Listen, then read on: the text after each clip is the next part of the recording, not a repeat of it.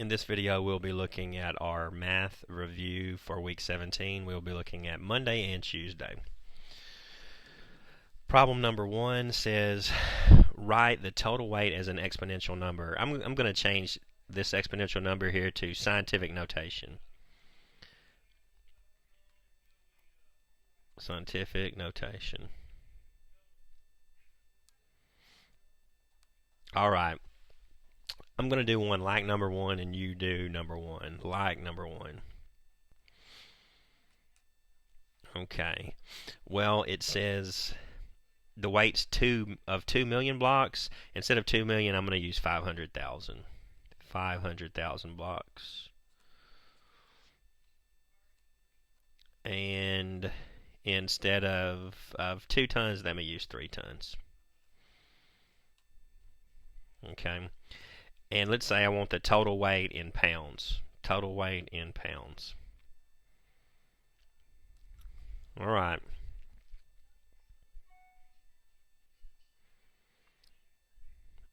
Well, if I want to write 500,000 in scientific notation, I would write that as 500,000 in scientific notation is equal to 5.0 times 10 to the 5th power. How did I get that 10 to the 5th power? Well, it's how many places I move the decimal. Currently the decimal is here, and I would move that 1, 2, 3, 4, 5 to get it in between the first and second places. Our rules for scientific notation say the number here must be a number from 1 to 10, not including 10, times 10 to some power.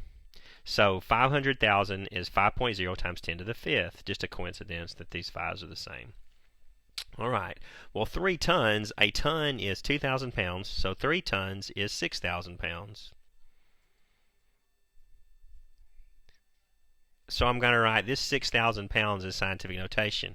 Well, 6,000 is equal to 6.0, and I move the decimal 1, 2, 3. 6.0 times 10 to the 3rd. All right.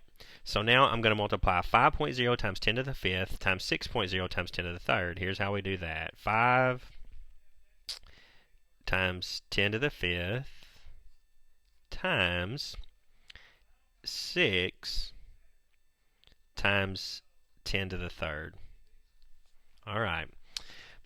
The way we handle this is simply multiply these two numbers together. 5 times 6 is 30. And now we're multiplying 10 to the 5th times 10 to the 3rd. Well, when multiplying, if the base is the same, in this case the 10, we simply add the exponents. 5 plus 3 is 8. So this becomes 30 times 10 to the 8th. In terms of our formatting, this number must be written as a number from 1 to 10. So I'm going to write this as 3. So this becomes, instead of 30, 3.0. Well, I move the decimal 1 time to the left, so this will increase by 1 times 10 to the 9th. 30 times 10 to the 8th is equivalent to 3 times 10 to the 9th. This would be 3 times 10 to the 9th pounds. All right. In a similar fashion, see if you can do number 1. Number 2, it's a division. Well, here, whenever the base was the same and we're multiplying, we add the exponents. So when the base is the same and we're dividing, we're going to subtract the exponents. 8 divided by 2 will be 4. X to the 4th divided by x to the 7. Well, 4 minus 7 is x to the negative 3. And then 8 minus 3 is 5. So one possible answer is 4 x to the negative 3 y to the 5th. Well, again, formatting, our rules of exponents say we won't leave a expression with a negative exponent. We'll express it as a positive exponent by moving it to the denominator. So this final answer would be 4 y to the 5th x to the positive 3. Notice that originally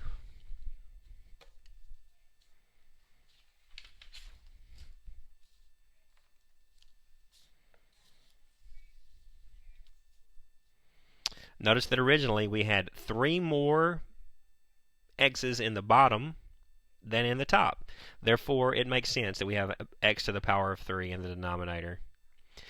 Here we have 8 y's multiplied together. Here, 3 y's multiplied together. It made sense that there were 5 y's remaining in the numerator. All right. Number 3 says, write the equation in standard form. You may remember that standard form is ax plus by is equal to c. Contrasting that to our slope-intercept form, which is y equals mx plus b. Here, the x term comes first, the y term second, and the constant term on the other side of the equal sign. So we simply want to manipulate this algebraically to make it look like this. One thing we could do in the very beginning is simply flip the sides that this is on. So I will rewrite this equation as y minus 50 minus 2x equals 44. I simply changed which side the expressions were on. This is the symmetric property of equality. The symmetric property says that it is perfectly okay to exchange the sides of the equal signs. For example, 4 plus 3, that is indeed 7, and so is 7 equal to 4 plus 3. All right, now that we are here, consider what you need to do to get it in this form. It's just a couple of more small steps. I think that you can handle that. Number 4 says solve the system. We did that one in class. Number 5, I think you'll be successful. It's just a couple of multiplies and a divide. Actually, I believe it's going to be 3 multiplies. I think you'll be able to handle number 5. Now looking at Tuesday. What operations should be done first? Well, we could combine these two like terms, negative 9 plus 3. Or we can distribute. So what should be done first? Well, if you refer back to our order of operations, PEMDAS, operations inside parentheses come first. We cannot combine these two. They're unlike. There are no exponents. Next is the multiply. So that would suggest that we should do the distributing first. If you choose to distribute first and then combine like terms, that would be great.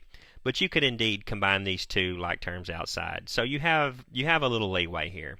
We could distribute first and then combine like terms outside, or we could combine like terms, then distribute, and then we'd have another combine.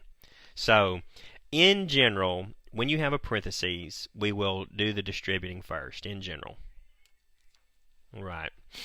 This number 2, we don't have quite the tools for it yet. We'll learn how to do this in about another month. Omit number 2.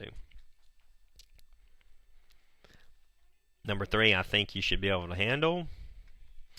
Number 4 says evaluate for P equals 6 and Q equal 0.5. We could simply type this in the calculator.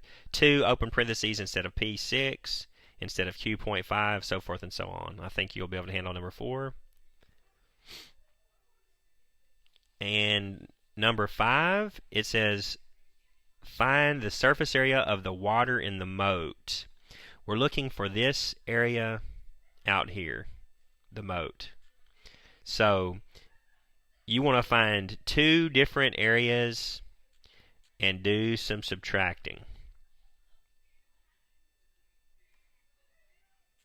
If you found the area of the temple and the area of the entire outside and subtract them, that would find you this outside shaded surface area.